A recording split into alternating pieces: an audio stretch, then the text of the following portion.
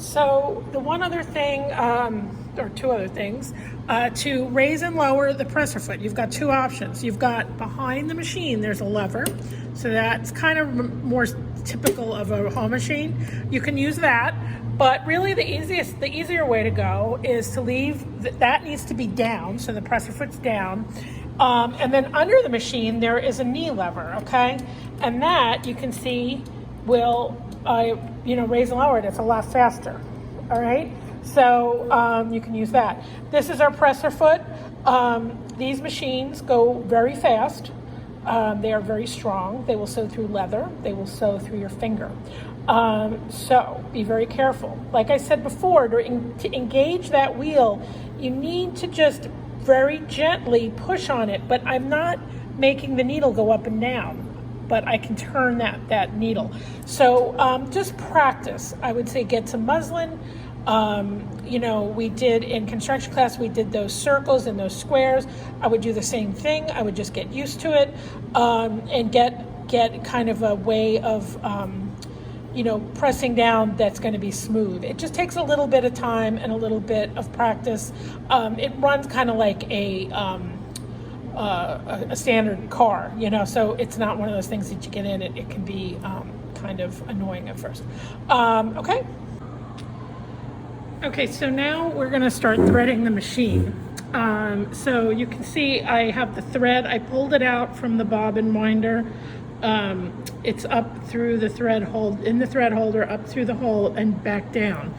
I have my end of my thread. So what we want to do first is there's this little tension bar here. There's a hole in the bottom of it. So it actually goes through the hole in the bottom first. Then you bring the thread up and around. It's hard to. Up and around and in between these two little bars, okay? This is a tension bar, okay? So now our next stop is here. This is a metal piece, has two holes in it. I'm not sure your camera angle, if you can see that great, but there's a hole in the top and the bottom. We go left to right, so we go through the top hole, and then we come back around and we go through the bottom hole, okay? So that's around there now. The next stop is this hook. Put it through the hook. We have another tension bar. So again, that goes in between the two tension bars. We bring this up and you can see this little metal piece here. We want the thread to go in that. So see how it moves? So it should do that. Now we want the thread to go underneath this bar. And then behind here there's a, I don't know if you can see that or not, but it's a bodkin and it goes up and down and it's got a hole in it and it moves up and down when you turn the wheel on the machine.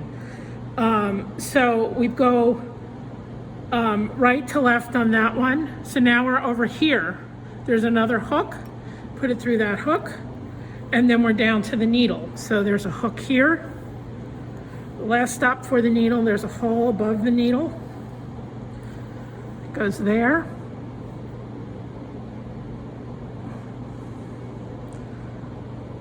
And